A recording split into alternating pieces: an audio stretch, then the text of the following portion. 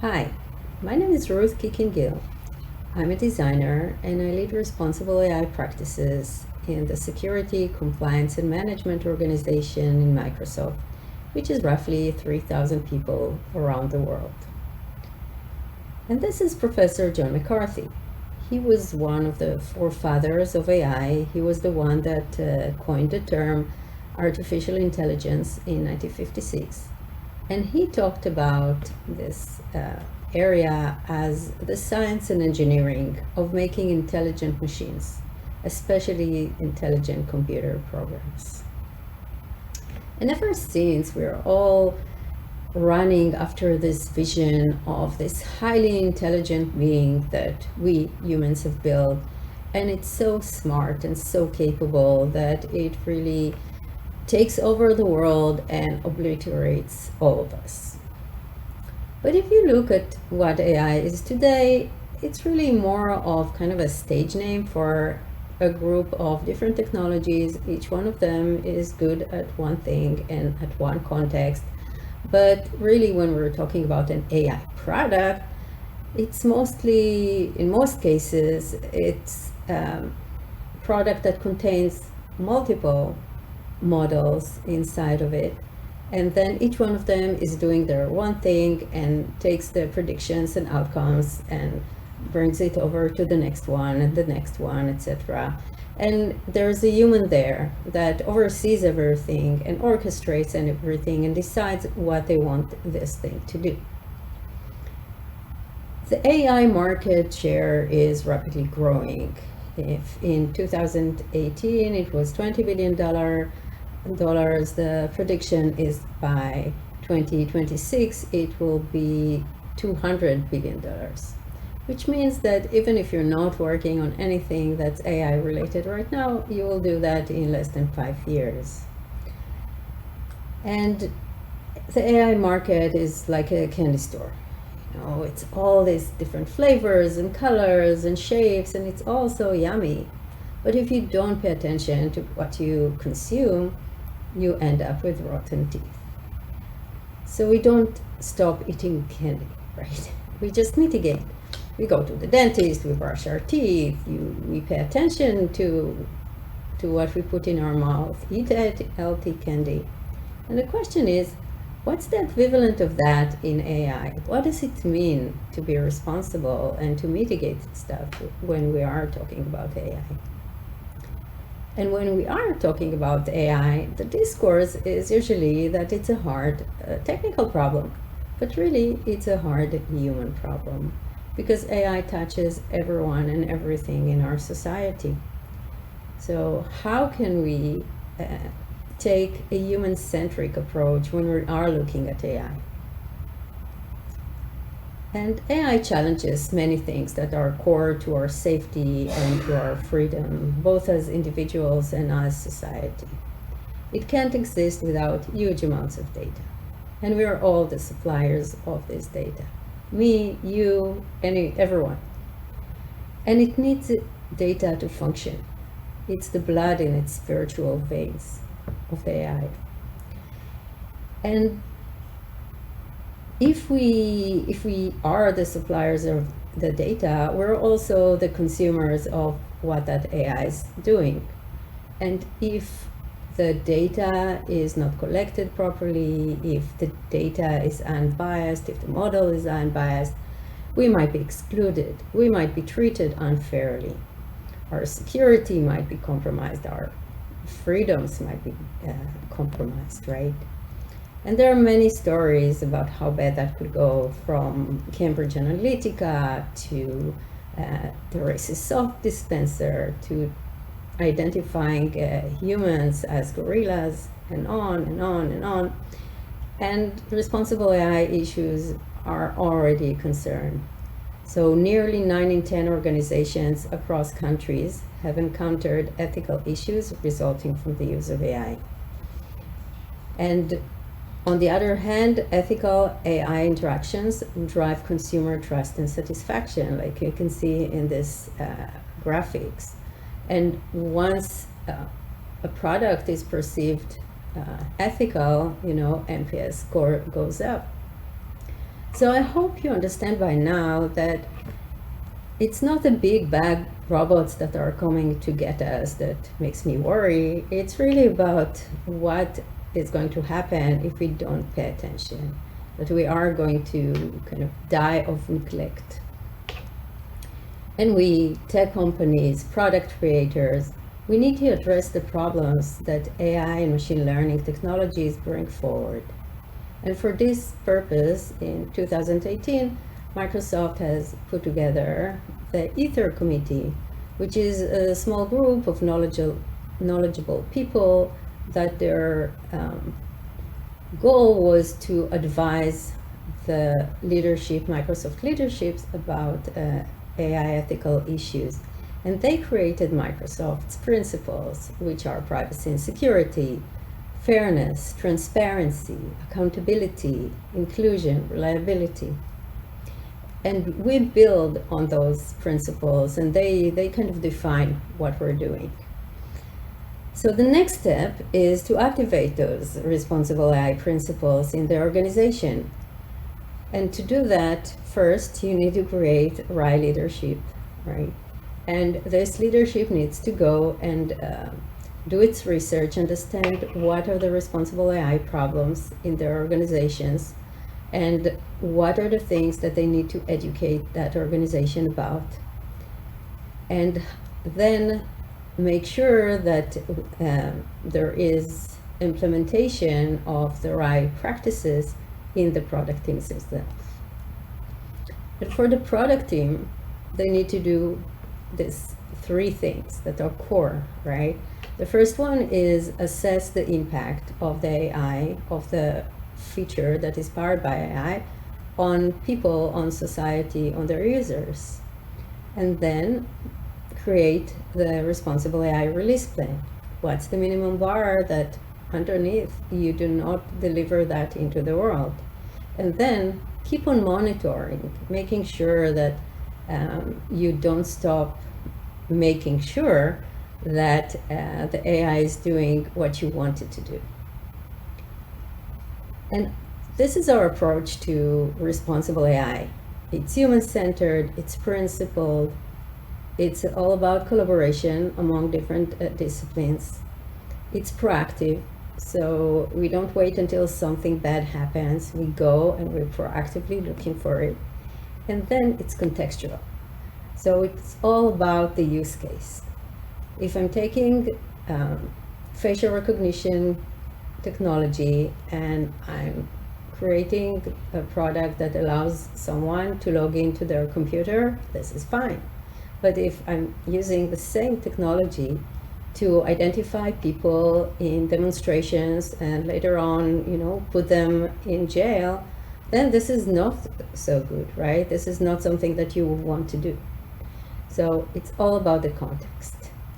Responsible AI is a human-centered approach to developing, designing, and deploying AI technologies and ML-powered products.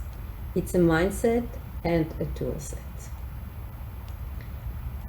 And if we're talking about collaboration, you need to remember that responsible AI, it's not about just data science. It's about all disciplines working together. And the reason for that is each discipline brings their own perspective on things. So this is very helpful both when we are trying to understand different types of harms that your product could have, but also different ways to mitigate them. And then this is also not something that you're doing once. It needs to be activated throughout the entire product lifecycle. And for each part of this product lifecycle, there are different tools that you can use and different methods and different best practices. And today I'm going to talk a little bit about the Human AI Design Guidelines. So the good news is that issues that are caused by AI frequently can't or don't need to be mitigated just by algorithms, but they can be mitigated by good design. And to get there, and part of the Ether committee work, a group of different researchers, designers, user researchers from across Microsoft came together and tried to understand what are different ways that we can connect those high-level principles to everyday work.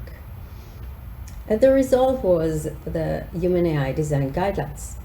It's a set of 18 guidelines that provide recommendations on how to create meaningful AI-infused experiences that leave users feeling in control and that respect their values, goals, and attention. There are 18 guidelines, and each group is relevant the most to one part in this relationship between the people, the users, and the AI system.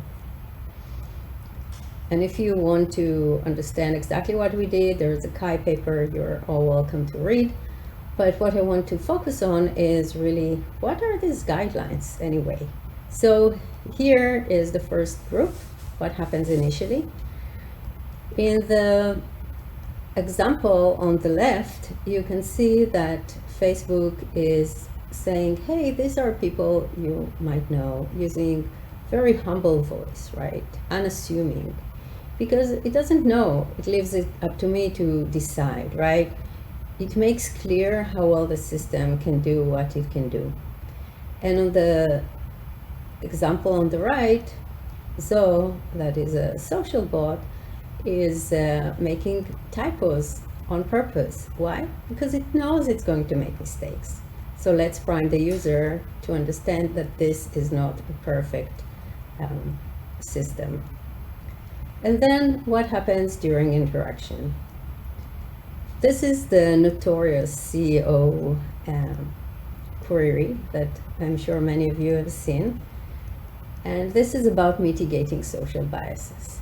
So when you're looking at this, the results of this query, or at least how that used to be, it was mainly a group of middle-aged white men. If you wanted to see something else, you had to go to the subqueries. Now, a group of user researchers, designers, and data scientists in Bing took a look at that, considered the principle, and tried to create a solution that will be more inclusive, right? And this was the result, and this is what you'll see now. And if you go and you want to see only male CEOs, that's fine, you can still do that, you just need to go to the subqueries.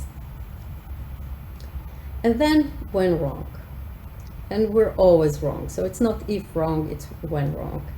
This is an example from PowerPoint, really anywhere in Office. When you insert an image, what you'll get is something that we call alt text that helps people with low vision or blind to understand what's going on in the picture when they are using the reader. And sometimes we just don't get it right, or sometimes the user wanted to express something with that image that is not reflected in that alt text. So they have the opportunity, the way to change that by changing the text. And this is connected to the principle of supporting efficient correction. And then last but not least, what happens over time? So this is about encouraging granular feedback. And feedback is always great for relationship, right? But it's also very important for being able to learn from users' reaction and retrain the system and make sure that we are getting better. So in this case, Cortana is helping me to prepare for a meeting, and it says, hey, here's this PowerPoint that looks like it's related to what you're about to meet. And it's asking me, is it relevant or not relevant, right? I can tell it. The other important thing about collecting feedback is that when a user starts engaging and giving their feedback, with a caveat that we are telling them what we are doing with their feedback and them seeing the improvement over time, the fact that they are investing their time and their energy in telling us things really builds relationship. right? And this is what we want to do. We want trust and we want relationship. So it helps us, and it helps us also in that facet. And after the guidelines were created, we were curious to know, how do users react when a guideline was followed and when it was violated? So we ran a series of tests with the users, and we let them, guided them through different scenarios. And the results were that in products and in scenarios where the guidelines were followed, people felt that they can trust the system more, that they felt more in control, they felt more productive, which are all good indications for business success. So if you're interested in any of that, pay attention. So we knew that the guidelines are good for us and we should follow them. And we started auditing our existing features to figure out, where do we follow the guidelines? Where are they violated or missing? So we started auditing these features with the goal of aligning the user experience with the guidelines. Each team defined the core of the Human AI core set of Human AI design guidelines that they want to follow. They understood how they apply or not apply to the feature. We did some practice with a scenario and with the guidelines to understand how to recognize these guideline violations in that experience. And then sat together and did what we call a bug bash, where it's a time where we sit together and identify different issues and experience bugs in the user experience. And we did it together as a team from different disciplines, each one contributing to the whole thing. And one thing I want to stress, that it is important to come as a team and define that small set of guidelines, because each guideline means investment in time, in money, in resources. So you want to have a good enough but small set of guidelines that the team can commit to following. And this entire agreement, coming into agreement, is something that is also very important, because then everyone on the team understand what they're doing and why they're doing it. So for example, if the team is working on notifications, timing services based on context is very important. I sent an email to Mihaela, but I forgot the attachment, so Outlook is reminding me. Or making clear why the system did what it did. I can see that I have all kinds of file recommendations, but why do I see that? Oh, because so-and-so mentioned me, that's why. So I may not agree with or think that these are the right files, but at least I understand what's the logic behind what I'm seeing, which is something that is also building trust. And then the way to get to this small core set of guidelines is really in conversation.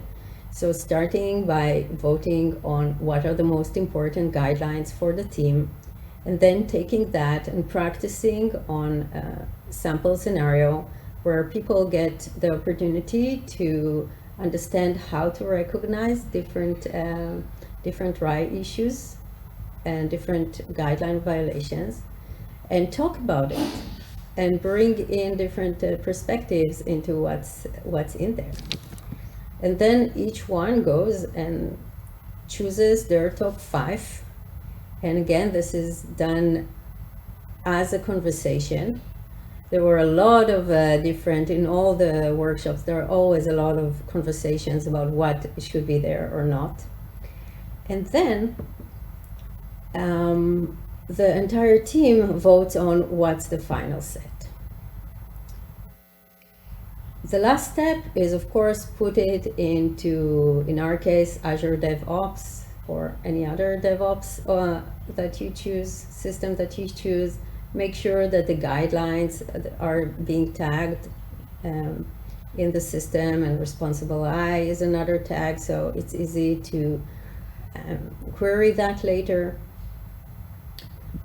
And just to end with some few final thoughts. One, AI is awesome, right? It can do so many things. It's great. But it's also a hard human problem, and we need to remember that we need to pay attention and make sure that we won't be, dying of neglect. And then to achieve that, we need to work from principles. We need to work from values. This is very important. And a lot of people are talking about AI as electricity. So if AI is electricity, then responsible AI is the insulation tape around it that makes sure that we are safe and we are able to use the magnificent power of AI to the things that we want and we need without being hurt. And with this, I will say thank you for your attention.